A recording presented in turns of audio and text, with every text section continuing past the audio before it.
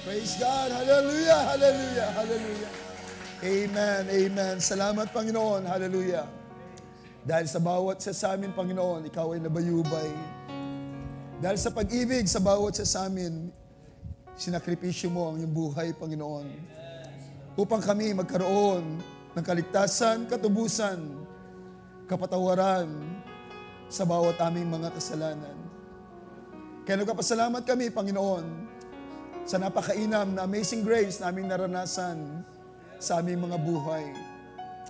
Hindi kayang salarawan ng mga salita kung gaano kakabuti sa bawat buhay ng bawat isa. Sapagkat kung aming titignan, hindi kami karapat-dapat. Sapagkat kami nabuhay ng makasalanan. At ang Bible ay nagpapahayag, walang karapat-dapat. Ngunit salamat, ang bawat isa sa pamagitan ng amazing grace ay pinaging dapat, Panginoon. At ngayon kami nakakatayo sa iyong harapan, Panginoon, na may pagpapasalamat sa aming mga puso. Dahil kung hindi ka nahabag sa amin, wala kami ngayon, Panginoon, sa oras na ito. Kung hindi ka nahabag sa amin, Panginoon, Lord, hindi kami makapaglingkod, O Diyos, hallelujah. Hindi kami, Panginoon, makakalapit sa iyong presensya, hallelujah. Ngunit ang sabi na awit, into the presence we come, not by the works that we have done, but by the grace alone, Lord God. Ang bawat isa ay nakaparito, Panginoon. Kaya ang bawat isa ay nagpapasalamat sa napakainam na pribileyo to serve you, Lord. Napakainam na privilege to praise you, to love you, Lord. Sapagkat it's a great things, Panginoon, na ikaw ay ibigin, paglingkuran, at ikaw ay purihin, pasalamatan. Sapagkat hindi sa lahat ng tao, hallelujah, ipinagkaloob ang opportunity nito, ang pribilehong ito, Panginoon, kundi sa bawat isa na yung kinabagan, Panginoon. Sa bawat isa, hallelujah, na pinili mo bago pa itatag ang sanlibutan. At salamat, Panginoon, hallelujah, ang pagpili na ginawa mo sa aming mga buhay ay tunay na kamangha-mangha, Panginoon. Dahil kahit na kami ay hindi karapat-dapat at makasalanan, ang bawat isa ay pinili, Panginoon, hallelujah, sapagkat ikaw ang siya nakakalam ng lahat, ng mga purpose ng buhay ng bawat isa, hallelujah, ikaw ang siya nakakalam lahat. Kaya, Panginoon, nangyayari sa amin, alinsunod sa iyong panukhala, Panginoon, ng bawat isa ay makalapit, Panginoon. Kaya sabi ng banal na kasulatan na sa hinulaan ng isang high priest, hallelujah, na sabi niya na si Kristo ay hindi lang mamatay para sa bayan, kundi para rin naman sa lahat ng mga anak ng Diyos na nagpangalat. Salamat, Panginoon, sa oras na ito, sa pamagitan ng amazing love, sa pamagitan ng iyong biyaya, ang bawat isa ay nagkatipon, Panginoon. Salamat, aming kang tinataas, pinupuri o Diyos, sa napakainam na biyaya sa aming mga buhay, maging sa pagkakataon na yung pinagkaloob, upang muli kami, Panginoon, sa hapong ito ay magkatipon-tipon, amen, sa mahalagang gawain, Panginoon, ang communion. At salamat, Panginoon, na ikaw ang Diyos na may ginagawa sa buhay ng bawat isa. Ang foot washing, Panginoon, na ito, Diyos, ay ginagawa ng bawat isang bahagi. Hallelujah mo, bahagi mo, at bahagi, Panginoon, ng mga tinubos. Hallelujah, sa uling mga araw. Salamat, aming binabalik sa iyo ang kapurihan. Pasalamat, pagdakila ay sa iyo lamang alay, sa dakilang pangalan ng aming Panginoon Kristo Jesus. Amen, amen. Praise God, hallelujah, hallelujah.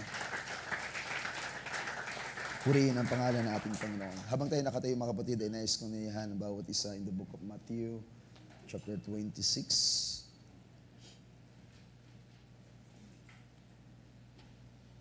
Book of Matthew, chapter 26. I mean 36. Matthew chapter 26, verse 36.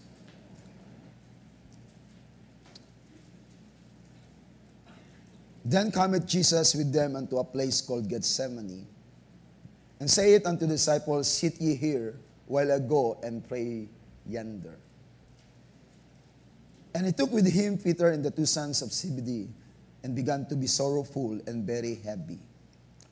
And then saith he unto them, My soul is exceeding sorrowful, even unto death. Tarry ye here, and watch with me.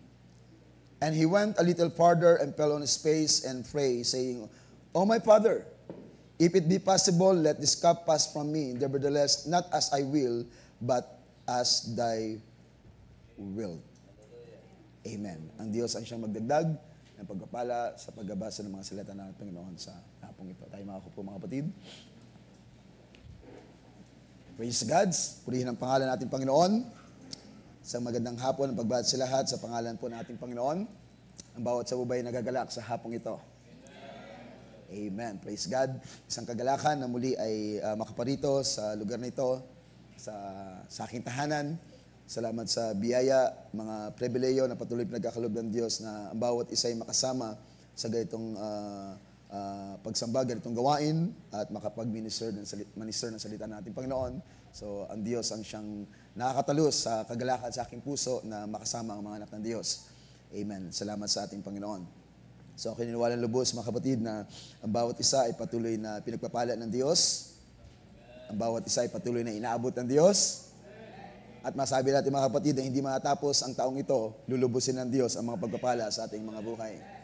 Amen. Sapagkat ang Diyos ay nagpasimula, amen, sa pagpasok ng taong 2024, unang araw ay ating naranasan ng biyaya ng Panginoon, and we believe, mga kapatid, sa 2 araw na nalalabi, amen, lulubusin ng Diyos ang kagalakan sa ating mga puso, kung paano siya gumawa sa nakalipas na mga panahon hanggang sa huling araw ng 2024 ay gagawa ang Panginoon. Lilipas ang taong 2024, matatapos ang 2024, pero ang nagawa ng Diyos ay magpapatuloy. Kaya ba'y sumasampalataya, mga kapatid? At kung paano natin napagtagumpayan ang mga pagsubok sa taong ito, amen, mayroong tagumpay nila ng Diyos sa pagpasok na panibagong taon. So, hindi mawawala ang pagsubok, bahagi yan sa buhay Kristiyano, pero ang napakaganda, merong Diyos na laging tumutulong sa atin na malampasan ang mga pagsubok. Amen. At sabi na awit, because you live, I can face tomorrow. Sino merong tapang at lakas ng loob harapin ang 2025, mga kapatid? Sino merong tapang at lakas ng loob na harapin ang 2025? Amen. Hindi natin alam kung anong mga bagay ating mangyayari sa ating buhay sa darating na pagpasok ng taon, pero ang ating nalalaman, ang Diyos patuloy na gagawa sa buhay natin. Amen? Sapagkat alam niya, mga kapatid, ang mga boundaries sa ating mga buhay, alam niya ang limitasyon sa ating mga buhay, kaya naman siya ay nagpahayag, hindi ko kayo iwanan, hindi ko kayo pabayaan, ako isa sa inyo hanggang sa kawakasan ng sanlibutan. Salamat sa ating Panginoon. Sa hindi pagkatagal, mga kapatid, sapagkat ang oras ay di magpapaintulot, tayo dadako sa paksa natin pag-usapan, mga kapatid, sa oras na ito. So, kumbaga ay familiar na tayo sa eksenang ito, pero this time ay muli ay kukunin natin, mga kapatid, at tayo mag-usap ng isang paksa na ating pamagatang The Lord's Struggle. The Lord's Struggle. Amen. Kung pag-usapan ng kaligtasan, mga kapatid, para sa atin, napakasaya. Oh, what an amazing grace na ating naranasan sa ating mga buhay. Tama, mga kapatid? Sinasabi natin na ang kaligtasan ay napakainam sapagkat wala tayong ginawa upang tayo ay maging karapat-dapat sa kaligtasan, kundi ito ay freely given, binigay sa atin ng Panginoon, pero ating nalaman, mga kapatid, ang kaligtasan na ating tinanggap, hindi ito libre. Dahil merong isang nagbayad. Hindi ito libre in the sense na wala tayong ginawa upang tayo maging karapat-dapat, mga kapatid. Ito ay libre sapagkat merong isa na nagbayad para sa atin. Amen po ba? Ang ating gagawin, mga kapatid, i-enjoy ang kaligtasan at mabuhay sa pananampalataya. Pero kung ating titignan, mga kapatid, ang bagay na naranasan ng ating Panginoon, yung struggle niya nung gabi na yon. Sapagkat, alam natin, mga kapatid, ito ay a day of Passover. Alam natin, ang eksena, mga kapatid, ang Matthew chapter 26 ay naghahanda sila para sa Passover, sa pesta ng walang, kumbaga, unleavened bread. At nagtatanong ang mga apostol kung saan sila paparoon at mag-i-stay para kanilang i-celebrate, para sila ay kumain. So we know the story, mga kapatid. Alam natin, ang kasaysayan, nagkaroon sila ng Last Supper. Amen? At si Judas ay umalis na. So kaya ito yung eksena nating, kumbaga, sa communion tsaka foot washing. At sila ay pumaroon sa tinatawag na Gethsemane. Pagkatapos ito, mga kapatid, sa 36, then cometh Jesus with them unto a place called Gethsemane, and saith unto the disciples, sit ye here, while I go and pray yonder. Sabi niya, manatili tayo rito. At ako ay paparoon.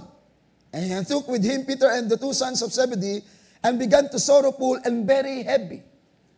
Sabi dito, ang Panginoon ay totoong namanglaw. Amen? Sapagkat nalalapit na, hallelujah, ang panahon na siya ibibigay sa kaaway. Nalalapit na ang panahon na kung saan magaganap ang lahat ng hula ng Biblia patungkol sa Kanya, patungkol sa pagbubuwis niya ng buhay. At dito sa eksena ito, mga kapatid, pinapakita na hindi naging madali sa ating Panginoon. Sabi ng Bible, siya'y namanglaw at ng lumong totoo. Para ba yung kalagayan ng isang tao na malapit ng, malapit ng isilya elektrika? Di ba? Talagang namanglaw ng lumong totoo.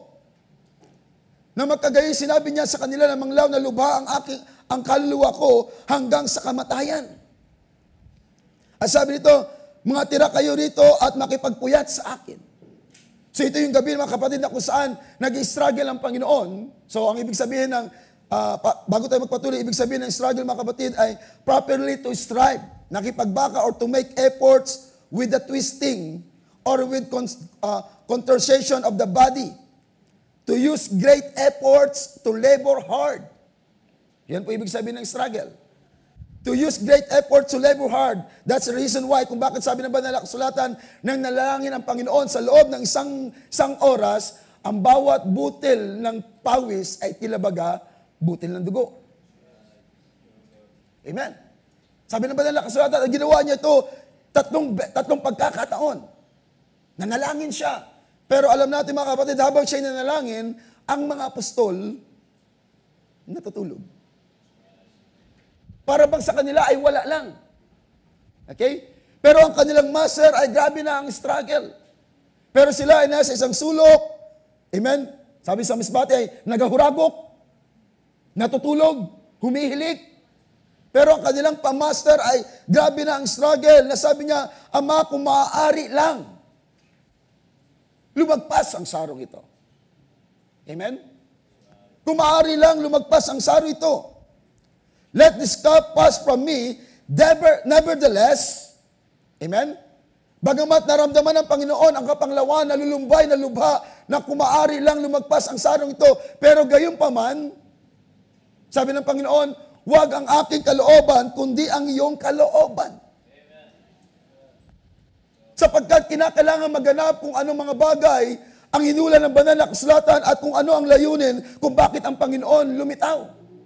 Sapagkat alam natin, mga kapatid, kahit ang Panginoon alam niya na siya ay lumitaw sa ganitong layunin, sa ganitong purpose. Para magbigay ng kaligtasan, para matanggap ng tao ang kapatawaran, pero bago matanggap ng tao, kinakailangan ang kanyang kamatayan. Amen. At kung tutusin, kaya ng Panginoon, kahit sa krus, di ba? Sabi na nasa kaliwa, kung ikaw ang Kristo, kalagan mo ang iyong sarili, kalagan mo rin kami. Kayang gawin ng Panginoon. Kayang gawin ng Panginoon, pero siya ay nananatili sa kung ano ang layunin, kung bakit siya lumitaw. Di ba, napag-usapan na nakaraang gawain, na ipangaral natin kapatid Pastor Jonathan, yung purpose ng buhay. Tama? Wala tayong magagawa kundi ma-serve kung anong purpose, layunin ng Panginoon sa ating mga buhay. Kaya nga kahit na tayo ay gumawa ng panahon o pagkakataon, anumang mga bagay na tayo magpakalayo-layo, pero nasumpungan natin, binabalik at binabalik pa rin tayo ng Diyos kung anong layunin ng Diyos sa ating mga buhay. Maraming ng lumo, marami ng hina sa panampalataya at para bang mag-back out na, pero ang katotohanan pa rin ang nagaganap, ang layunin pa rin ang ng Diyos, ang nagmamanifest sa buhay ng bawat isa, ibinabalik at ibinabalik pa rin. Sapagkat wala tayong ibang dako, mga kapatid, kundi sa presensya ng Diyos at ma-serve kung anong layunin ng Diyos kung bakit tayo tinawag. Sapagkat ito ang katotohanan, mga kapatid. Tayo ay gumagawa, kumikilos sa huling mga araw sapagkat merong Biblia na humula sa atin. Tayo ba'y sumasampalataya? Bahagi tayo ng Biblia. Amen po ba? Kaya ang ating Panginoon, kung bakit siya nag-exist ay dahil merong Biblia, merong kasulatan o prophecy ng Bible na humula patungkol sa Kanya. Tama ba, mga kapatid? Merong mga taong gaganap, hallelujah, isa-serve nila ang purpose kung bakit sila tinawag ng Panginoon para maganap ang lahat ng plano ng Diyos. So bago ang Panginoon lumitaw, nandyan muna si Mary. Mahabang panahon, ang hinula ng Book of Isaiah, isang dalaga ang maglilihi. Manganganak. Amen? At ang dumating ang takdang kapanuhunan, ito ngayon si Angel Gabriel, bumisita sa isang babae at binati si Maria, mapalad ka sa lahat ng babae. At ikaw ay maglilihi. Tama? Maglilihi. At ang pangalan niya tawaging Emmanuel.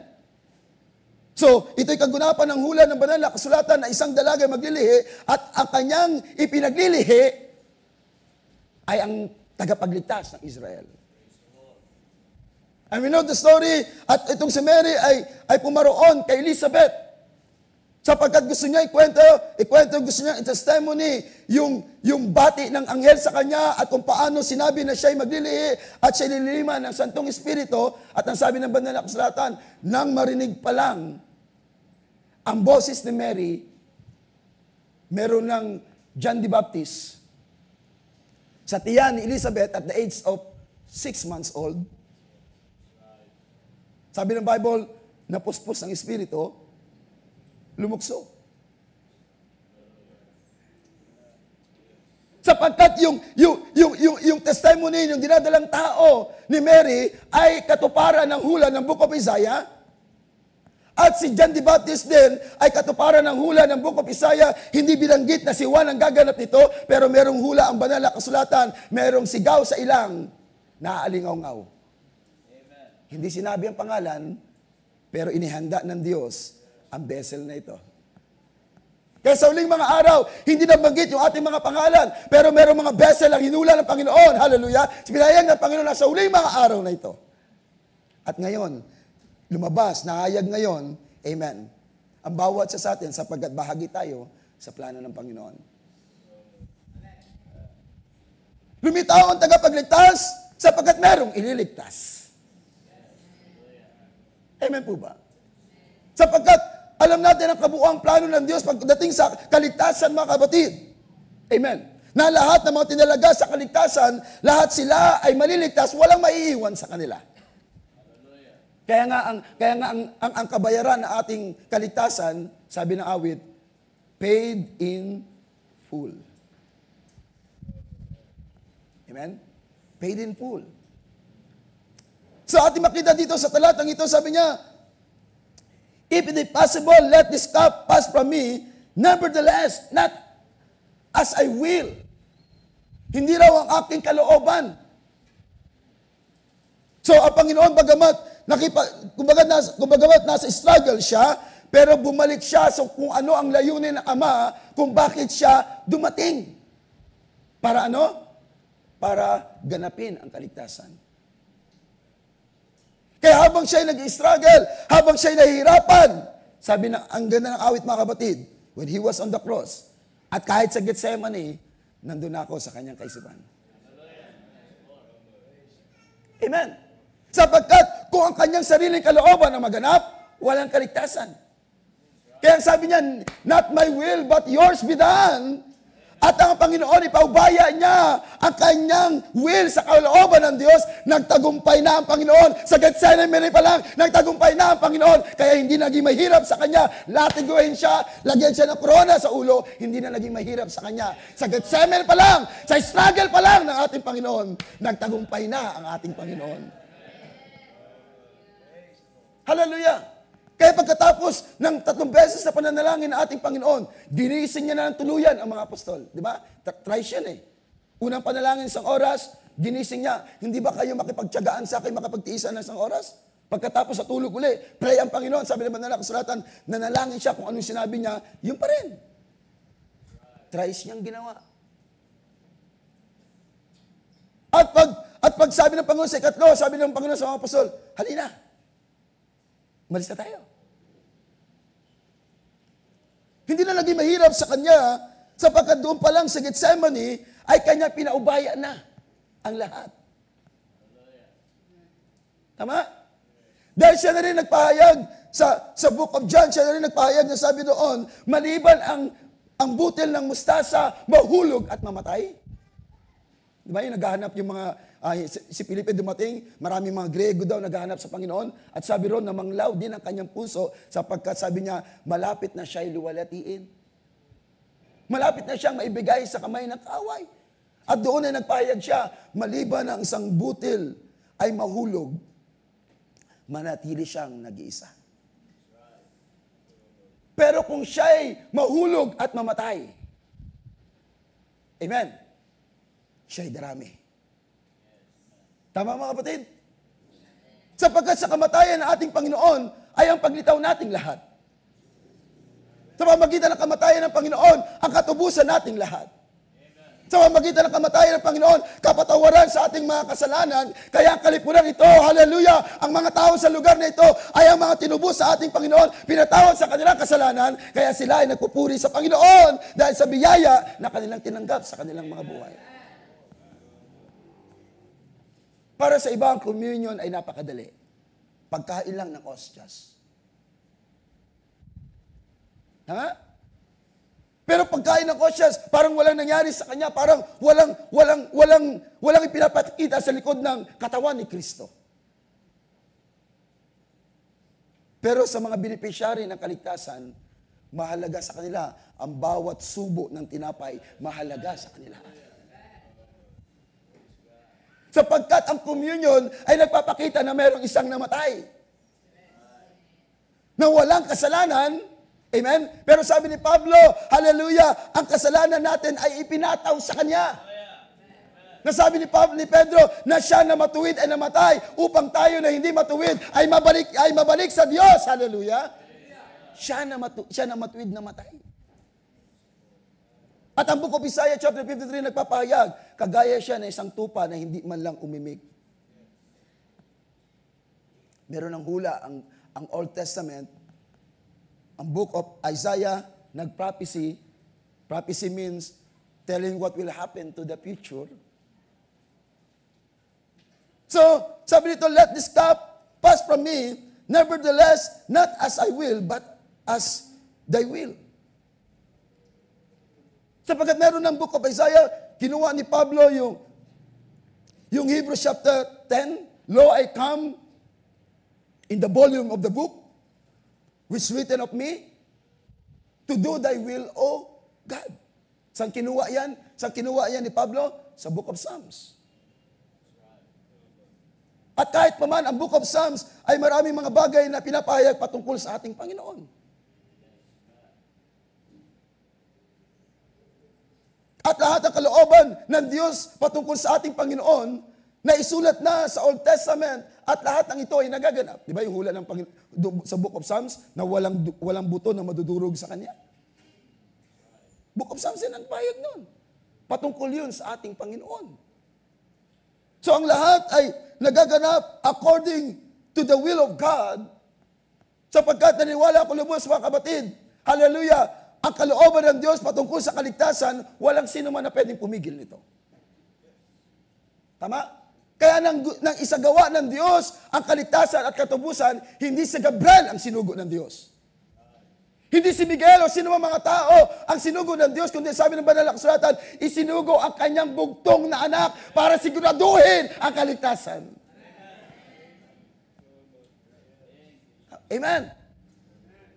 Isinugo ang kanyang bugtong na anak para maging sigurado ang kaligtasan. Sapagkat hindi pwedeng isabalikat ng sinuman. Sapagkat walang ibang karapat-dapat. Kaya ang Book of Revelation chapter 5 nagpapahayag, sino ang karapat-dapat na kumuha ng aklat doon sa nakaluklok? Nagtatanong, sino ang karapat-dapat? At ang sabi ng Bible, sa langit ay wala. Sa lupa, maging sa ilalim ng lupa, walang karapat-dapat.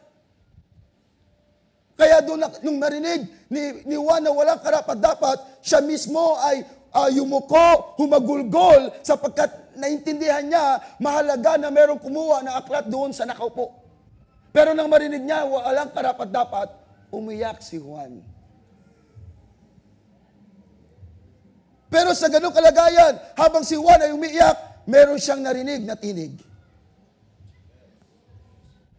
Tama mga kapatid? Meron siyang narinig na tinig at ang sabi ng tinig, Juan, huwag kang umiyak. Sapagkat narito, hallelujah, ang leon sa angkan ni Juda, siya ang nagtagumpay na kumuha ng aklat at magbukas ng selyo. At nang lingunin ni Juan kung ano tinuturo ng tinig, hindi leon ang kanyang nakita. Sapagkat kailanman ay hindi ino-offer. Pagdating sa sacrificial na handog, hindi ino-offer ang leon. Mas leon pa nga yung mga apostol eh. Nung sila ay nasa isang dako, hindi sila pinakinggan. Sabi ng mga apostol, Panginoon, magpatawag tayo ng apoy para supukin yung mga taong ito. Sabi ng Panginoon, hindi niyo nalaman kung anong espiritu meron kayo. Hindi ako naparito para pumuksa. Hindi ako naparito para pumatay, kundi para magbigay buhay. Amen? Hindi pumarito para pumuksa, kundi para magbigay buhay. At sabi sa talata ng banal na kasulatan sa Book of John, at ang kasaganahan nito. Kaya nang layunin ni Juan, hindi leon ang kanya nakita, kundi korderong duguan. Amen? Kundi ang nakita niya ay sa korderong duguan, sakripisyo sa ating mga kasalanan. Amen? Kaya merong awit ang mga tinubos. Pagsamba sa kordero, hallelujah, na pinaslang. Worthy is the Lamb. Worthy is the Lamb that was slain. Karapat-dapat ang kordero na pinaslang. Kaya nakilala ito ni Juan, sapagkat si Juan ay sinugo sa unahan ng Panginoon, nagalak siya sa tiyan pa lang ni Elizabeth, sapagkat ito na ang katuparan ng hula ng Book of Isaiah, ipapanganak ang isang sanggol. At si Juan na bahagi din ng prophecy, amen, nagalak. Kaya tingnan niyo mga kapatid, ang lahat ng bahagi ng prophecy, merong continuity yan, merong kagalakan sa bawat isa.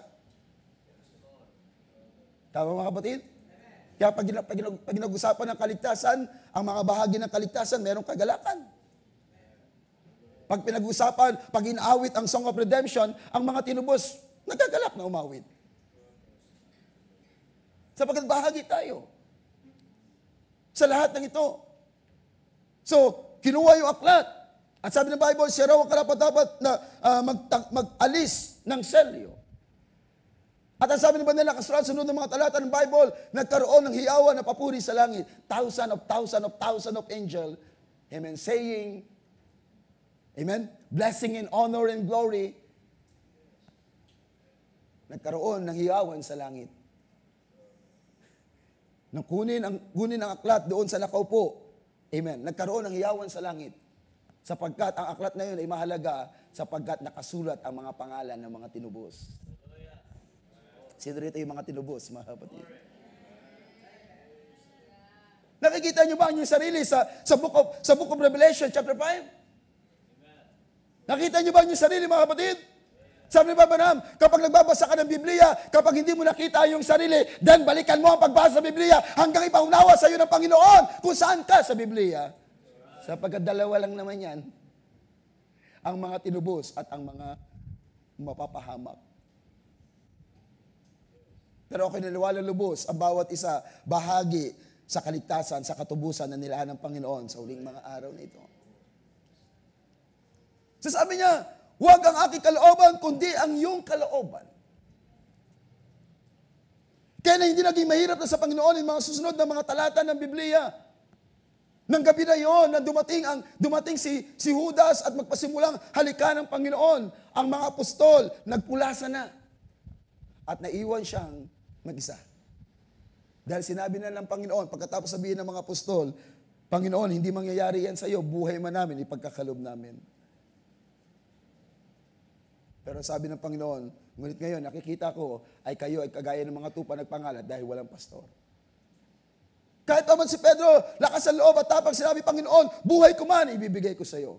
Sabi ng Panginoon kay Pedro, hindi titilaok ang manok ng 3 beses na hindi mo ako ipinagkakanulo.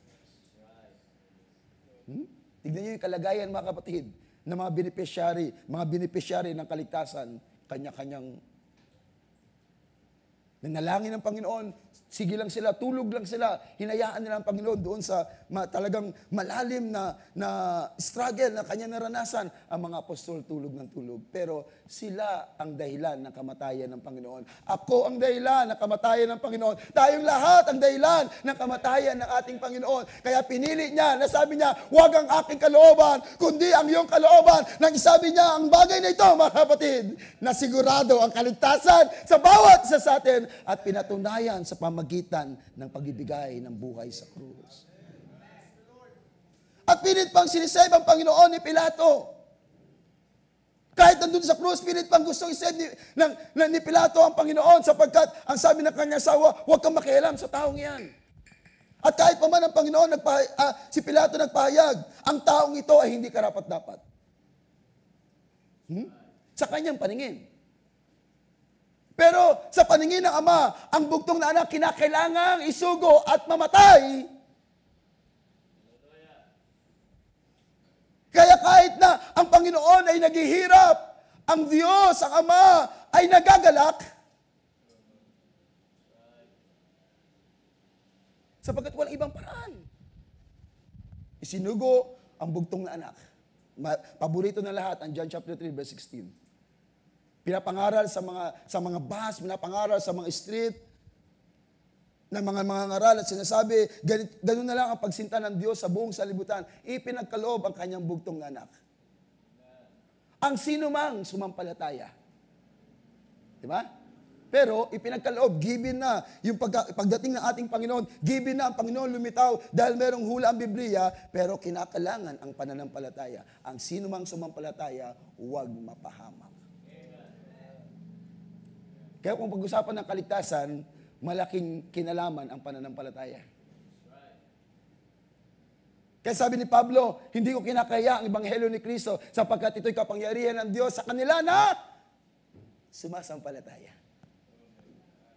Para sa kanila walang kabuluhan ang pangangaral ng krus. Pero ito'y kapangyarihan ng Diyos sa kanila na sumasampalataya. At sa isang tinalaga, sa buhay na walang hanggan, pag narinig niya ang pangangaral ng salita ng Panginoon, pag narinig niya na mayroong isa na dumipas sa krus ng Kalbaryo, palibasa siya bahagi ng kaligtasan, sasampalataya siya, tatanggapin niya ang Panginoon sa kanyang buhay bilang tagapagligtas. Hindi mahirap sa isang anak ng Diyos ang sumampalataya. Sapagkat ang Book of John chapter 5, verse 24, ganito ang pagkakasabi natin, Panginoon, katotohanan sinasabi ko sa inyo. Ang sino ang dumirinig sa akin salita, at sumampalataya sa Kanya na nagsugo sa akin, may buhay na walang hanggan. Amen? Katotohanan sinasabi ko sa iyo, ang sino mang dumirinig na aking salita at sumampalataya sa Kanya nagsugo sa akin, may buhay na walang hanggan at hindi na papasok sa paghatol, kundi lumipat na mula sa kamatayan tungo sa buhay.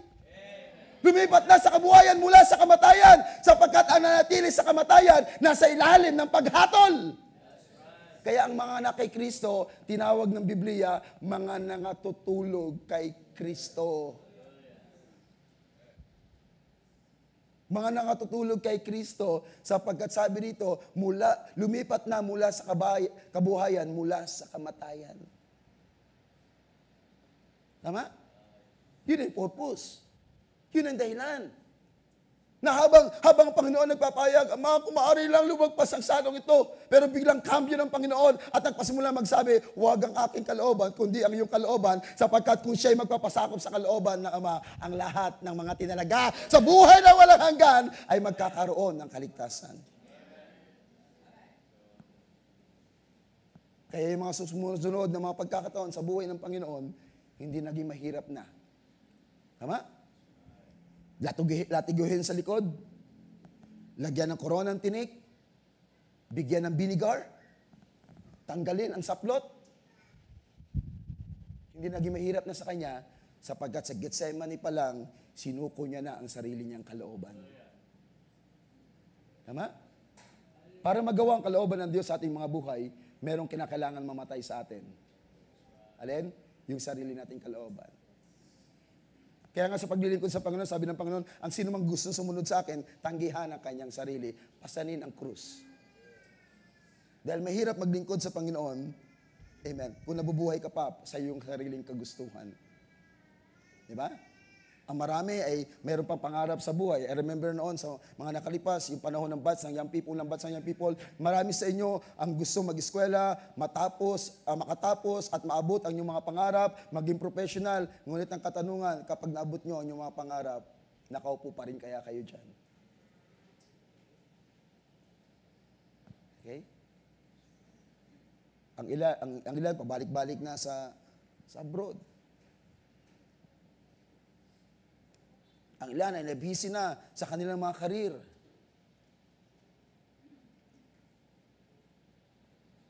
Kaya merong kinakailangan maranasan na kamatayan sa buhay natin, ang mamatay sa sariling kalooban.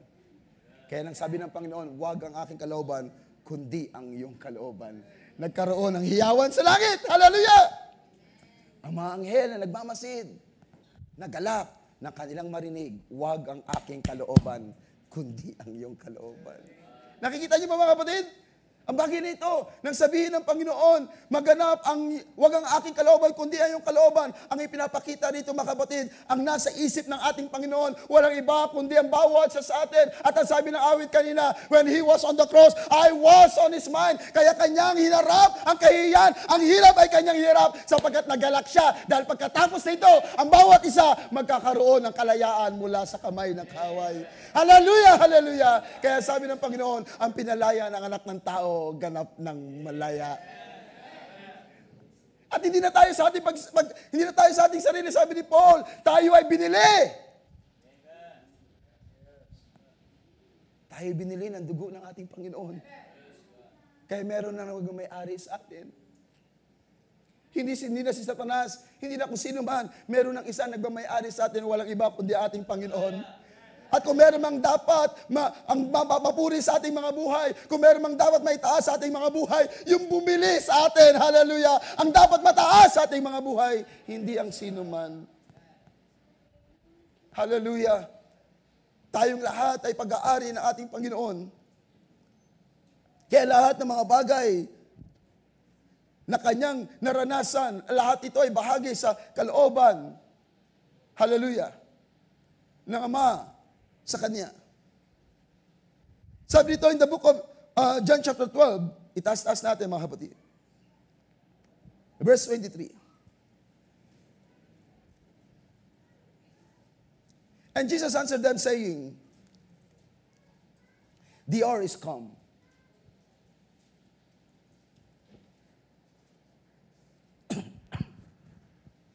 Jesus answered them saying, the hour is come, the Son of Man should be glorified.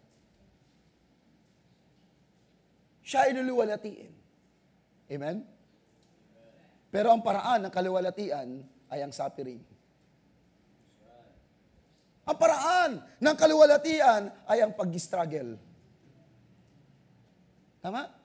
Kaya sa buhay Kristiyano, hindi madali. Ang pinag-usapan kanina sa Dasma, pinag-usapan namin, God is working in a different way.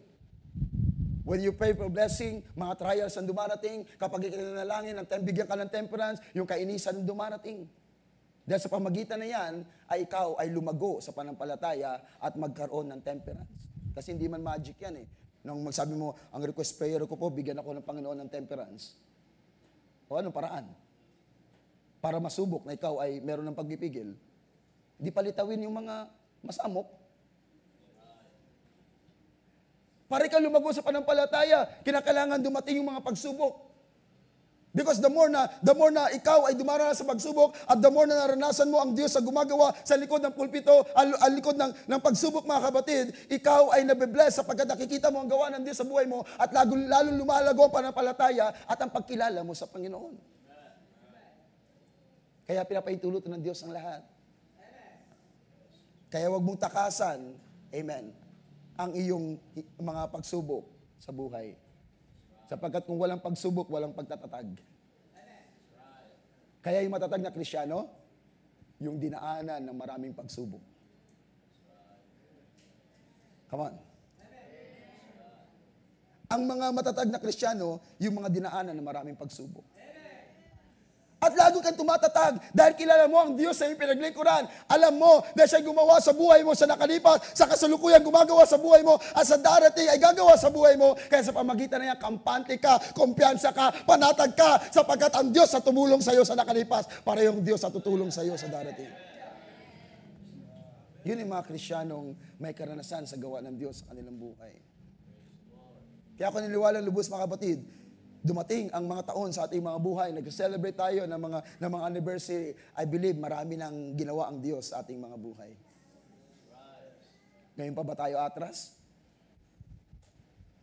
Ngayon ka ba kapatid susuko? Marami ka nang pinagdaanan. Marami ka nang nalampasan. Marami ng pag-iyak ang iyong naranasan. Ngayon ka ba masusuko? Malapit na ang dulo ng ating lakbayin. Magpatuloy ka kung ikaw'y nanghihina. Hingin mo sa Panginoon ang kalakasan. Kung ikaw ay nagdulubok, nalulungkot, merong Diyos na mag-aaliw sa atin. Hallelujah. Tumawag ka sa Kanya. Andyan siya. The very present God. Help in time of trouble. At siya'y aabot sa iyo. Ito ay hindi na panahon ng pagbabackslide, sabi ng awit. Amen. Sabi ng awit sa amin, sa Masbate, hindi ko alam dito, inawit dito. Huwag kang aayaw.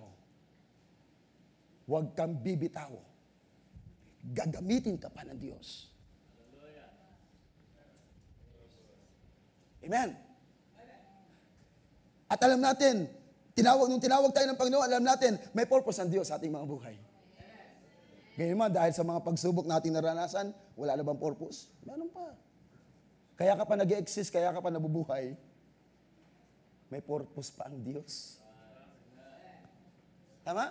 At dapat may serve natin yung purpose na ito, mga kapatid, para dumating man ang panahon na tayo, ang huling hininga natin ay i-give up na natin. Masabi natin, Panginoon, salamat, tinulungan mo ako na magawa ko ang lahat ng purpose mo sa aking buhay.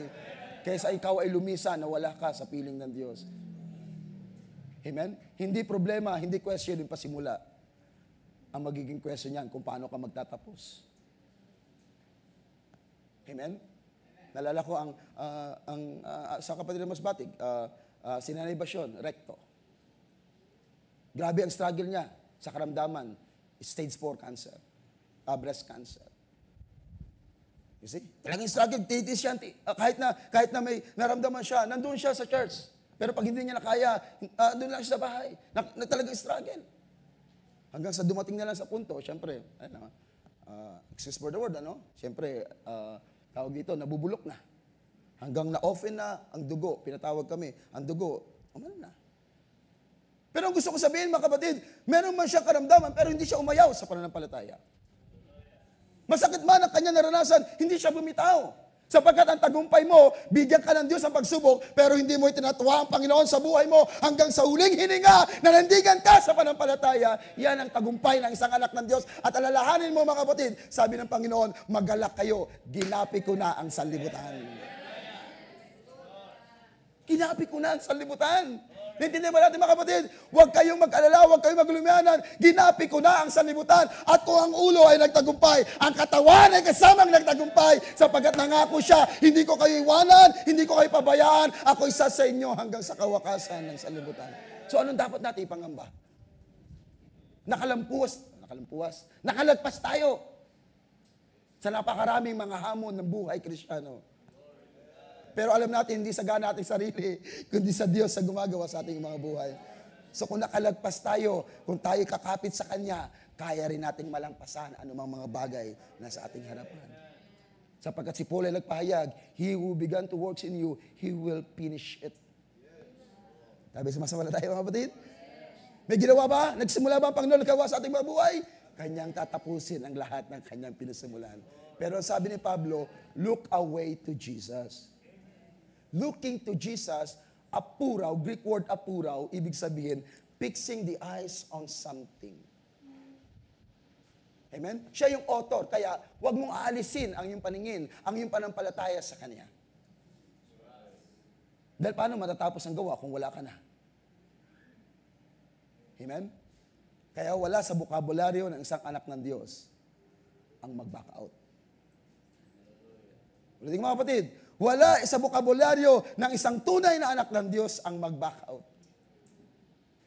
Sabi ni Pablo, ang Diyos ay hindi nalilugod sa mga tumatalikod, pero hindi tayo doon sa mga tumatalikod, kundi doon tayo sa mga nagpapatuloy. Kung ang kaligtasan atin ang tinanggap, naibigay na sa atin, ano pang dapat natin ipangamba? Ano bang mabigat na ututusin gawin? Di ba yung kaligtasan? Dahil hindi madali yung kaligtasan. Buhay ang naging kapalit. Sabi ng Panginoon, walang kumuha ng aking buhay, kusa kong ibinigay. Mas mabigat yun kaysa mag-provide ng pangangailangan, kaysa tulungan ka doon sa pagsubok na yung dinaranas. Kung yung pinaka-major nga na pangangailangan ng tao, which is salvation, na gawang ipagkaloob ng Panginoon, gaano pa kaya yung mga bagay na ating pangangailangan sabi ni Pablo, mga package deal na lang yan sa buhay. Sino rito sumasampalataya na darating ang panahon, papasukin natin ang eternidad? Madaling sabihin, ano? Madaling umimin. Pero kung minsan, pag sinasabi, sino rin sumasampalataya, papasok tayo sa kaharian ng Diyos, sa langit, sa eternidad. Pero minsan, mga pagsubok na dyan, hindi ko na kaya. Pero sabi ng awit, napakasalap, yung mensahe ng awit, justified. He didn't look where are you now. He looked from eternity. Tama? May mga bagay kung minsan nating, mga, alam mo na, mga sentimento ng mga anak ng Diyos, hindi ako karapat-dapat, ayoko na. Lahat tayo ay hindi karapat-dapat. Lahat tayo nagkamali. Lahat tayo may pagkukulang. Pero ang lahat ng iyon, kasama na, dumipa ang Panginoon sa krus ng Kalbaryo. Mga kapatid. Minsan, nanatili ang mga manampalataya sa kaisipan na hindi karapat-dapat kasi ako nagkulang. Noong ang Panginoon piliin ka, hindi ang Panginoon pumili dahil marami kang mabuting gawa o marami kang mabuting gawa na gagawin. Sa election, kapag ang tao ay pumili, yung qualification ang tinitignan. Tama? Pero nang ang Panginoon ay pumili, lahat tayo hindi kwalipikado. Pero ito isang bagay, mga kapatid, na ginawa ng Panginoon. Ang pagpili ng Panginoon, hindi yung panahon na ikaw ay nag-i-exist sa lupa, nung ikaw lumitaw, nung ikaw ay pinanganak, ang pagpili ng Panginoon bago pa itatag ang sanlibutan. Hindi ka pa gumagawa. Sabi naman ng Nakasulatan, inibig ng Diyos si Jacob, kinaputan ng Diyos si Esau, hindi pa sila gumagawa ng masama at mabuti, pero ipinahayag na ng banal na kasulatan. Why? Sapagkat alam na ng Diyos ang lahat. Kilala na ng Diyos ang bawat isa sa atin. Amen. Kaya pagdating ng rapture, pagdating ng pagpasok sa kalangitan, walang absent sa araw na yon. At wala ring estranghero sa araw na yon. Sapagkat ang mga babalikan ay ang mga pangalang nakasulat sa aklat ng kordero na pinaslang bago pa itatag ang sanlibutan. Amen po ba? Huh? Sa Book of Revelation, di ba? Pag nagkasala ka, alisin yung pangalan mo sa aklat ng buhay. Pero pagdating sa aklat ng kordero na pinaslang, bago ipatag sa libutan, kumpleto na yon. Naalala ko sabi ni Moses, sabi ni Moses, Panginoon, burahin mo na ako sa aklat na sinusulat mo. Sabi ng Diyos sa kanya, buburahin ko lang yung nagkasala sa akin. Alam natin, pagdating sa aklat ng kordero, na pinaslang bago pa itag sa libutan. Ang lahat na nakasulat doon, wala na pwede pang baguhin ang kaligtasan. As is, yun na yun, wala na pwede pang baguhin. Madapa ka man, magkulang ka man, ang kaligtasan, paid in full. Hindi yan half lang, ha? Baka sakali pag magkamali ka, hindi, paid in full. Sabi niya, the hour is coming, the Son of Man should be glorified. Dadaan siya sa masalimuot na kalagayan. Verily I say to you, except a corn of wheat fall into the ground and die, it abideth alone. But if die, it bringeth forth much fruit. Kaya nga si Pilato, ng Panginoon, humarap kay Pilato, gustong i-save ni Pilato ang ating Panginoon, sapagkat sabi niya, hindi siya karapat-dapat sa kamatayan. At sabi ni Pilato sa kanya, hindi mo ba alam na ako'y merong kapangyarihan? Na huwag kang dalhin sa kamatayan? Meron nga ba? Kung tutusin sa pangtao, meron. Pero sabi ng Panginoon, wala kang kakayanan. Sapagkat sa ganitong dahilan, ang Panginoon ay dumating para magbuwis ng buhay. At gusto pang gumawa ni Pilato ng paraan. Sabi ng mga tao, kung pakawalan mo ang taong yan, hindi ka kaibigan ni Cesar. Tama? So, walang magawa si Pilato sapagkat Cesar ang naglagay sa kanya. At sabi ngayon ni Pilato, hindi ba ngayon ay araw ng Pasko at meron kayong kaugalian na isa pinapalaya? Sino ang gusto niyong palayain? Sigaw ng mga tao, si Barabas. Sino si Barabas? Isang tulisan. Isang makasalanan. Leader ng mga tulisan. Maraming ginawang pagre-rebelde sa gobyerno ng Roma. Maraming mga bagay na kasalanan. sa araw ng Pasko, yun ang gusto nilang pakawalan. Pero ano man gusto niyo gawin patungkol kay Jesus na ito? Ipako sa krus. You could imagine yung mga tao nagsigawan, crucify! Crucify! Crucify Him! Yun ang sigaw ng mga tao. At ang Satanas ay tuwan-tuwa. Bakit? Sapagkat kapag ang Kristo ay mamatay, amen, wala nang pag-asa sa katauhan. Kaya inudyakan, sapagkat kung alam ni Satanas na ang kamatayan ng Panginoon mayroong kinalaman sa kaligtasan, pwede niyang pigilan. Ay, wag niyong ipatayin.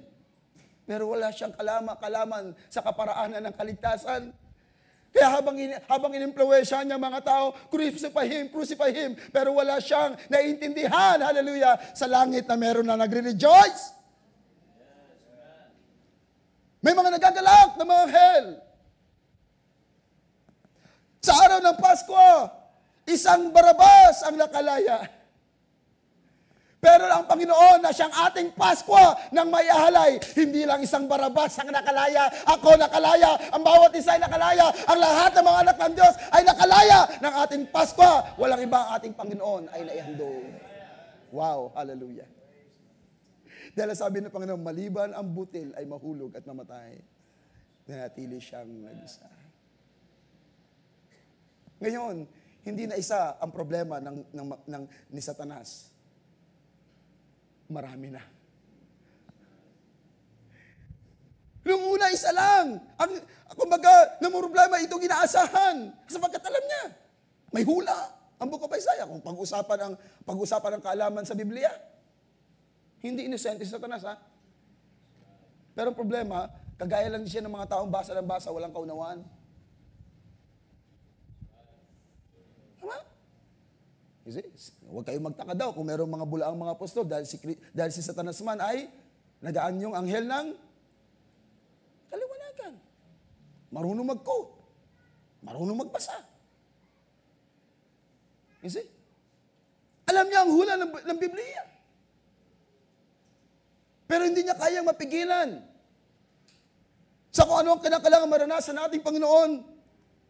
Kahit sa kamatayan nating Panginoon, ang mga disipulo ay hindi pa rin naunawaan ang maraming mga bagay na naganap sa Kanya.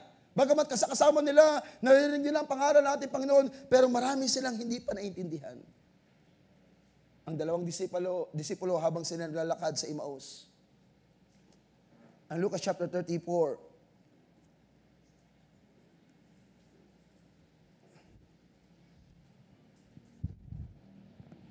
sabi dito sa chapter 24, verse 7, 15. And it came to pass that while they communed together and reasoned, Jesus himself drew near and went with him.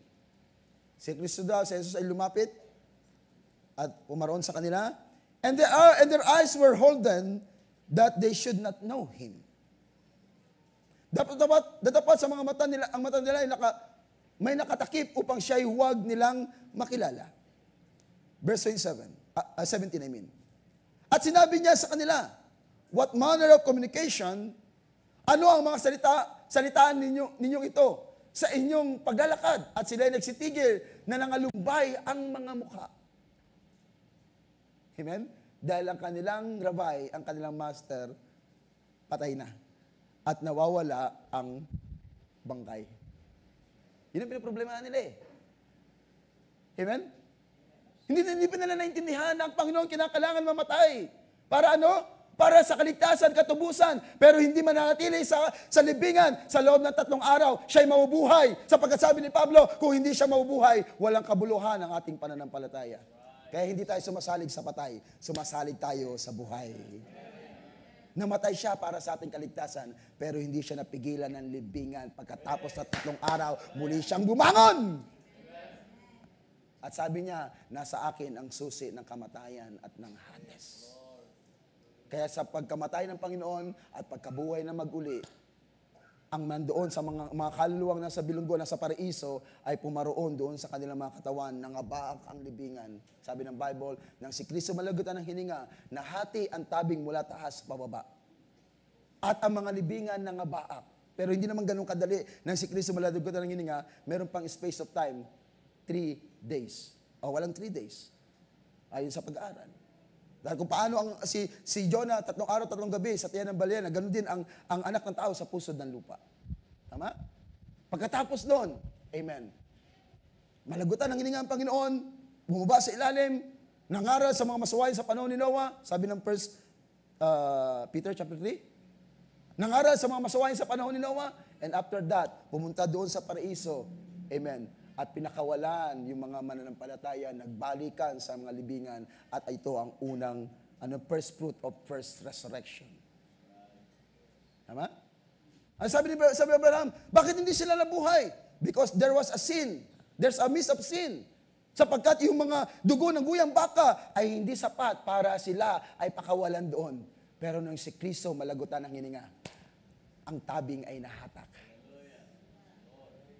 At si ating Panginoon pumasok sa kabanal-banalang dako na may dalang handog para sa kasalanan, kapatawaran. Sabi ni Pablo, walang hanggang kapatawaran sa ating kasalanan. Amen. Kaya sabi ni Pablo, meron na tayong access na makapasok sa kabanal-banalang dako sa pamagitan ng ating Panginoong Jesus. Amen? Diba? Sa struggle na yan, na ating naranasan ating Panginoon, nung pakawalan niya ang kanyang sarili, ipasakop sa kalooban ng Diyos. Ang lahat ng mga benepisyo para sa mga anak ng Diyos, dumating sa atin. Tama?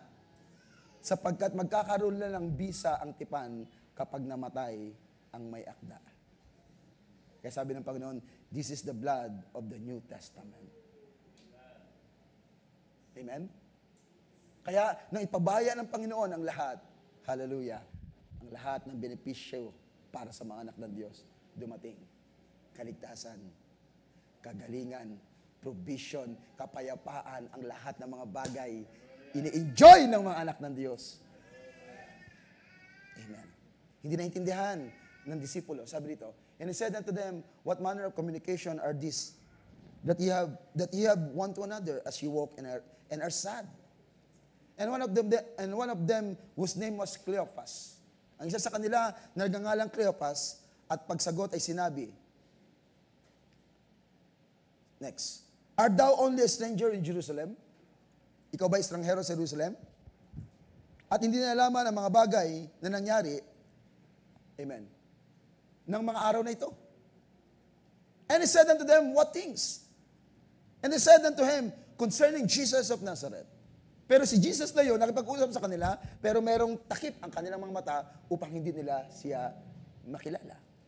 Concerning Jesus of Nazareth, which was a prophet mighty indeed, and word before God and all the people, and how the chief priests and our rulers delivered him to be condemned to death, and have crucified him. At kung paano pagkabigay sa kanya ng mga pangulong sacerdote at ng mga pinuno upang hatulan sa kamatayan. Sapagkat ang kabayaran ng kasalanan, kamatayan. Tama? Pero siya yung namatay doon sa krus sa Kalbaryo na walang kasalanan. Pero sabi ni Pablo, ngunit siya ay naging kasalanan para sa atin. Walang kasalanan, ha? Dahil ang crucifixion is a method of execution. That's the way of the Roman Empire na patayin ang isang makasalanan sa pamagitan ng pagbitay sa krus. That is the method of execution. Pero hindi lahat ng namatay sa krus may kasalanan. Merong isa na namatay sa krus na walang kasalanan, pero dinala niya ang aking kasalanan.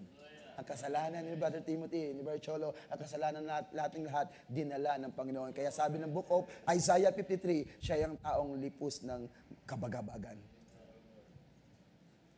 You see? Hallelujah. Praise God. Dala-dala niya. Gaano kaya kabigat, ano? Mabigat. Praise God. Concerning Jesus of Nazareth, which was a prophet mighty indeed and word before God and all the people. And how the priests, chief priests, and our rulers delivered him to condemn to death, and have crucified him. But we trusted, verse 21, Sabi niya, dapat hinihintay namin siya ang tutubos sa Israel. Oo, at bukod sa lahat ng mga ito, ay ngayon, ay 3 araw, buhat na mangyari ang mga bagay na ito. Naghihintay sila ng katuparan, ng hula, nagsabi natin, Panginoon, na 3 araw, muli siyang mabangon. Ngayon, 3 araw na, pero hindi nila naintindihan, hindi nila nalaman, hindi nila naramdaman, hindi nahayag sa kanila na yung pinag-uusapan nila, yun yung kasama nila. Amen. Praise God. But we trusted that it had been He which should have redeemed Israel. And beside all this, at ngayon, ay 3 araw, buhat nang mangyari ang mga bagay na ito. So sinabi na, maraming mga kwento, ang disipulo ito, certain woman also our company made us astonished. So nagkwento niya yung mga karanasan ng ilang mga kababaihan. Pagdating ng verse 25, then he said unto them, O fools, and slow of heart to believe all that the prophets have spoken. Sinabi niya sa kanila, oo, mga taong haling, at nakukupad ang mga pusong magsampalataya sa lahat ng salita ng propeta. Verse 26, hindi baga kinakailangan si Kristo ay maghirap ng mga bagay na ito at pumasok sa kanyang kaluwalhatian. And the beginning of Moses, in all the prophets, he expounded unto them in all the scriptures the things concerning himself. Kaya hindi lang ang book of Isaiah chapter 61 nung sabihin ng Panginoon, this day this scripture be fulfilled before your ears. Yung alin? Yung sumasa akin ang Espiritu ng Panginoon. Ako'y pinahiran. Hindi lang yun ang bagay na tutukoy niya. Amen? Marami pang mga bagay na napupil na kung ano ang sinasabi ng propeta at ang lahat ng kasulatan. Amen? Hallelujah. Kaya sabi ng Panginoon, Lo, I come in the volume of the book. At doon sa sunod na mga talatang yon, tingnan natin mga kapatid. Sa aklat ng Hebrew, chapter 10. Konti na lang mga kapatid.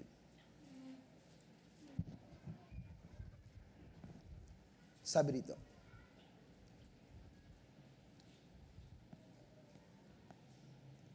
then said I, Lo, verse 7, I come in the volume of the book, it is written of me, to do thy will, O God. This verse na kinuha ni Paul sa Book of Psalms, ito ay patungkol sa ating Panginoong Jesus. Above when he said, sacrifice and offering and burnt offerings and offering for sin, thou wouldest not, neither hadst pleasure therein, which are offered by the law. Then said he, Lo, I come to do thy will, O God. Amen. He taketh away the first, that he may establish the second. By the which will we are sanctified through the offering of the body of Jesus Christ. Sabi dito, sa kaloobang yaon, tayo ay pinapaging banal. Amen. Sa pamagitan ng pagkahandog ng katawan ni Kristo na minsan magpakailanman. Amen? Yung paghahandog ng ating Panginoon sa kanyang sarili, sa kanyang katawan, sa kanyang buhay, ito yung nagpapaging banal sa bawat isa sa atin. Dahil ang dugo ng guyang baka ay hindi magsasanctify sa mga mananamba. Tama? At ang lahat ng mananamba, wala silang kalayaan makapasok sa kabanal-banalang dako, banal na dako, lalo na sa kabanal-banalang dako. Maliban sa high priest, 1 beses sa 1 taon. Pero sabi ng Bible, nung si Kristo malagutan ng hininga, ang tabing sa templo, nahatak mula taas, bababa. Kung noon, bawal na bawal ang pumasok. Dahil ang sino man pumasok na hindi karapat-dapat mamatay. Pero nang si Kristo, malagutan ng hininga, nahapak ang tabing mula taas sa bababa, ngayon, bawal na bawal ang hindi pumasok sa kabanal-banalang dako, sapagkat ang hindi pumasok sa kabanal-banalang dako, hahatulan at mamamatay. Kaya sabi ni Pablo, yamang may kalayaang pumasok sa pamagitan ng bagong daan. Tama? Walang iba kundi ang tabing, walang iba kundi ang katawan ng ating Panginoong Hesus. And now, we are justified by faith, sabi ni Paul. At meron tayong kapayapaan ngayon sa Diyos. Amen po ba? Tatapusin ko lang itong verse na ito, mga kapatid. By the which will we are sanctified through the offering of the body of Jesus Christ once for all. And every priest standeth daily ministering and offering oftentimes the same sacrifice, which can never take away sins. Na hindi raw mag-aalis ng kasalanan. But this man, amen. But this man, after he had offered one sacrifice for sin forever. Amen? Kaya yung struggle ng Panginoon sa Gethsemane, ang purpose nun, tanggapin natin, amen, ang kapatawaran sa lahat ating kasalanan forever. Ang benepisyo na yun, walang expiration forever. Sino ito yung mga tinubos ng Panginoon? At ang katubusan, hindi na pwedeng baguhin yan ang circumstansya. Hindi na pwedeng baguhin yan ang kahinaan. Hindi na pwedeng baguhin ang pagkakamali. Amen? Dahil tapos na. Tinatakan na ang ating kaligtasan. Paid in full. Amen. Wala na tayong pagkakautang. Kaya kung pilit na ibinibulong ng kaaway, amen, tumayo ka sa katotohanan, I am paid in full. Ako'y binayaran na. Kaaway, wala ka ng karapatan sa aking buhay. Kung meron mang karapatan, ang Diyos ang may karapatan sa aking buhay. Praise God. But this man, after he had offered one sacrifice for sin, forever, sat down on the right hand of God, from henceforth, expecting till his enemies be made his footstool. For by one offering, he had perfected forever them that are sanctified. Amen. Wherefore the Holy Ghost also is a witness to us. For after that he had said before, this is the covenant that I will make them after those days, saith the Lord. I will put my laws into their heart, and in their minds will I write them, and their sins and iniquities will I remember no more. Diba sa Old Testament? Dinadalaw ng Panginoon ang kasalanan sa ikalimang salin ng lahi. Pero nang i-open ng Panginoon ang kanyang buhay at ang dugo ay pumatak, hindi ko naalalahanin pa ang kanilang kasalanan. Kaya tatlong bagay, mga kapatid, mahalaga sa pagpapatawad. Pagpapatawad, kasunod ng pagpapatawad is the acceptance. Dahil hindi mo pwedeng sabihin, pinatawad mo ang isang tao, pero hindi mo tinatanggap. Forgiven, acceptance, at ang pagkalimot. Paglimot. Ginawa ng Panginoon, pinatawad tayo, tinanggap tayo ng Panginoon, at tinapon niya na ang ating kasalanan sa dagat ng pagkalimot para hindi na alalahanin. Kaya ngayon, nakakatayo tayo sa presensya ng Panginoon, walang guiltiness sa ating mga puso sapagkat pinatawad ako ng Panginoon. Pero hindi naman nangangulugang magkapatuloy tayo sa pagkakasala. Sabi ni Paul, di ba? Upang ang biyaya ng Diyos makapanagana, huwag nawang mangyari na ikaw ay patay na sa kasalanan para paano pang mabubuhay ka riyan. And their sins and iniquities will I remember no more. Now, where remission of this is, there is no more offering for sin. At kung saan may kapatawaran ng mga ito, wala nang paghahandog na patungkol sa kasalanan. Kaya wala na rito nagpipilitensya. Doon lang yun sa mga hindi nakakaunawa, tuwing Semana Santa, may nagpipilitensya. Tama? Kunyari, nagpapapako. Amen? Dahil iniisip nila sa gayong paraan na kanilang ginagawa, patawaran sila sa Diyos ang kanilang kasalanan. Pero pag-usapan ng kasalanan, ang pagkapatawad, hindi tayo ang gumawa, ang Panginoon ang gumawa. Amen po ba? Yeah. Sabi ng awit, He came from heaven to earth to show the way. From the earth to the cross, my death to pay. Amen po ba? Siya ang lumapit sa atin sapagkat wala tayong kakayanang lumapit sa Kanya. Siya ang unang lumapit sa atin. Paborito natin yung puting pastor, He became me. Tama?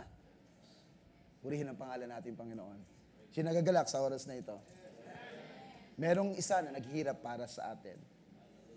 para mag-enjoy tayo sa kaligtasan, para mag-enjoy tayo sa buhay, amen, buhay Kristiyano.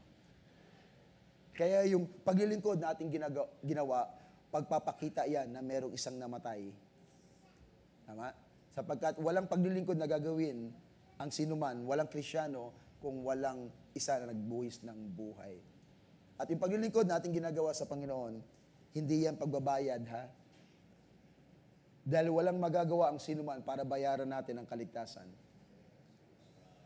Amen po ba? Pero sa abot ating makakaya, ginagawa natin, amen, sa paraang alam natin, gusto nating pasalamatan ng Panginoon, kagaya ng babae doon na hinugasan ang paa ng Panginoon sa pamagitan ng kanyang luha. Paraan lang yon, pag-express lang yon, kung paano siya naging grateful sa ginawa ng Panginoon sa kanyang buhay. Pinatawad siya. At lahat tayo pinatawad, amen. At ang lahat ng pinatawad, merong ginagawa silang appreciation. Tama mga kapatid?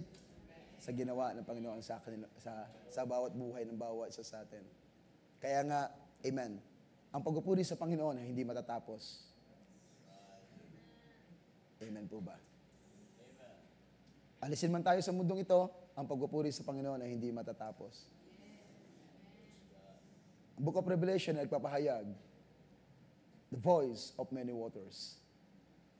Sa langit ay narinig, mga tinig ng maraming tubig. At alam naman, tubig mga kapatid, yan ay mga nation, mga tongues, mga tao na kung saan sila ay naging benepisyo ng kamatayan ng Panginoon. Sabi ng awit, I'm standing in the midst of the multitude. Ngayon sa lupang ito, sa babaw na ito, tumatayo tayo mga kapatid sa karamihan ng mga tao, tayo mga tinubos ng Panginoon, nagkakaisa tayo sa pagpupuri sa Panginoon. Amen. At darating ang panahon, hindi natin gagawin dito yan, doon sa piling na ating Panginoon. Amen po ba? Amen po ba? Praise God. Hallelujah. At napakasarap na, for me, ay napakasarap na maglingkod sa Panginoon. Sino nag-i-enjoy mga kapatid sa paglilingkod sa ating Panginoon? Na ginagawa natin na merong kagalakan sapagkat naiintindihan natin mga kapatid kung gaano ka-amazing, amen, ang gawa ng Panginoon sa ating mga buhay. Amazing grace. How sweet the sound. Amen. And this is a forever song ng mga anak ng Diyos. Purihin ang pangalan ng ating Panginoon. Amen. Gusto ko niya bawat sa pagtayo mga kapatid. Ating purihin, pasalamatan natin Panginoon sa kanyang kagandahang loob, sa kanyang kabutihan, sa buhay ng bawat isa sa atin. Praise God. Ang papuri, ang pag-awit ay hindi matatapos. Tama ba mga kapatid? Maririnig at maririnig sa mga beneficiary ng kaligtasan. Ang Song of Redemption, ang papuri para sa ating Panginoon. Gusto ko mawit sa awit at tapos prayer, ibabalik ko lang mga kapatid. Alawin mga kapatid na sa oras nito ay mag-offer pa ng awit sa Panginoon. And I believe ganun din na nasa natin mga kapatid, ang umawit sa Panginoon.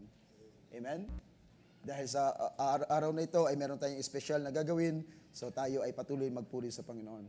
Gusto ko awitin na yung tagda? Holy Forever.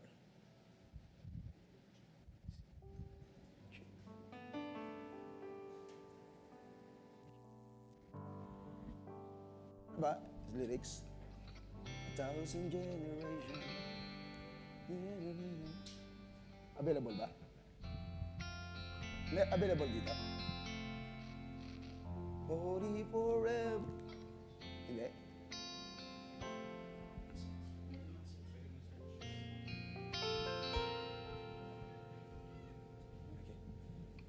So siguro, wala daw.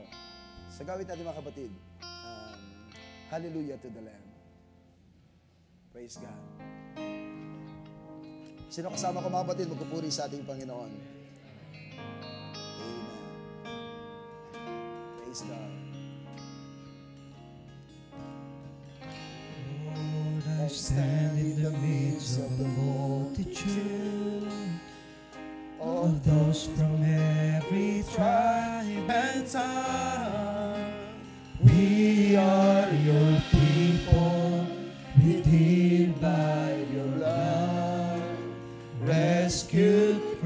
dead by your love. There are no words good enough to thank you. There are no words to express my praise. But I will lift up my voice and sing from my heart with all of my strength. Hallelujah, hallelujah, hallelujah to the Lamb. Hallelujah, hallelujah. By the blood of Christ we stand. Every time, every tribe, every people, every land, giving glory, giving honor, giving praise unto the Lamb of God. Amen. Lord, we stand by grace. Hallelujah. Oh Lord, We stand by grace in your presence. yes, amen. Cleanse Hallelujah. With the blood of the Lamb, We are your children, and called by your name. Humbly we bow and we pray. Release your power to work in us and through us, till we are changed to be more like you. Then all the nations will see your glory revealed and worship you. Hallelujah. Hallelujah, hallelujah, hallelujah to the Lamb. Hallelujah, hallelujah. By the blood of Christ we stand. Every time, every tribe, every people, every land, giving glory, giving honor, giving praise. Hallelujah to the Lamb. Hallelujah, hallelujah, Hallelujah. Glory. Praise God.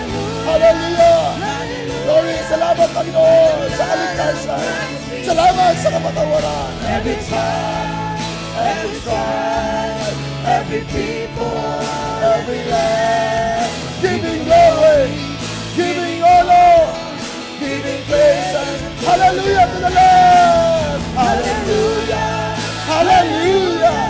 hallelujah to the Lamb. Hallelujah, hallelujah. By the blood of Christ we stand. Every time, every tribe, every people, every land, giving glory, giving honor, giving praise. Just sing for the last time. Hallelujah to the Lamb. Hallelujah, hallelujah, hallelujah to the Lamb. Hallelujah, hallelujah.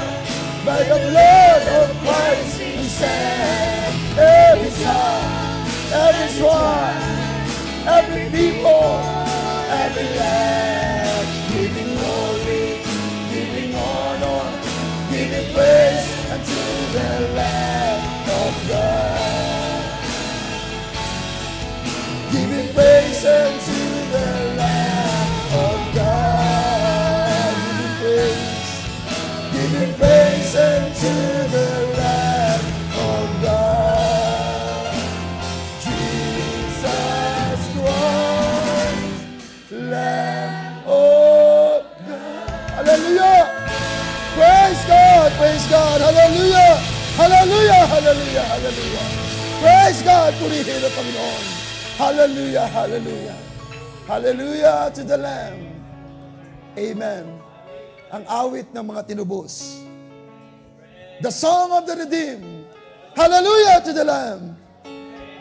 Because there is no one worthy, walang karapat-dapat, kundi ang kordero na pinaslang bago pa itatag ang sanlibutan.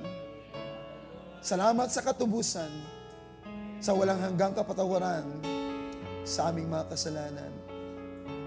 At ngayon kami nakakatayo sa presensya ng Diyos. Amen. Dahil sa kaligtasan, katubusan, na pinagkaloob sa bawat isa sa amin. At ngayon, sabi ni Pablo, hindi na kami mga estranghero, sapagkat kami ay nilapit na sa pamagitan ng dugo ng aming Panginoong Yesus. We're so grateful, Lord. Amen. Sa iyong ginawa para sa aming mga buhay. At totoong ito, hindi napakadali. Amen. Sapagkat sa Gethsemane, ikaw ay nag-struggle. Matinding pagpapagal, matinding struggle. Kaya nagpasimulang magpahayag, Ama, kung maaari lang, lumagpas ang sarong ito. Ngunit, Panginoon, palibasa, kamatayan, ay kasama kami, mga beneficiary ng kaligtasan.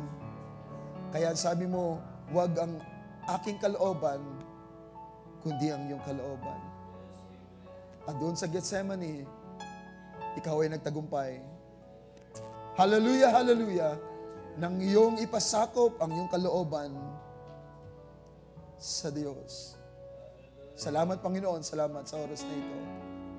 Kaya ang araw na ito, Panginoon, ay merong pagsambang ginagawa ang iyong mga anak. Merong mahalagang gawain na gagawin ng bawat isa. Amen. Sapagkat ang gawain ito ay nagpapakita na meron kang ginawa sa aming mga buhay. Ipinapahayag ang kamatayan. Hallelujah. At ang pagpapakababa na yung ginawa, sabi ng Bible, mababa pa sa manghel, tumulad sa amin. At upang iyong maramdaman, maranasan ang naranasan ng bawat isa sa amin. Kaya sabi ni Pablo, meron kaming high priest, dakilang high priest, hallelujah, na nakakaranas, nakakaramdam, amen, ng mga bagay sa aming mga buhay. Salamat, Panginoon. Sa iyo, marapat may balik ang kapurihan. Sa iyo, marapat may balik ang kaluwalhatian. Ang pagpasalamat ay sa iyo lamang, Panginoon, sapagkat ikaw ay napakabuti sa buhay ng bawat isa. Kapurihan, pasalamat ay binabalik sa dakilang pangalan namin, Panginoon Kristo Jesus.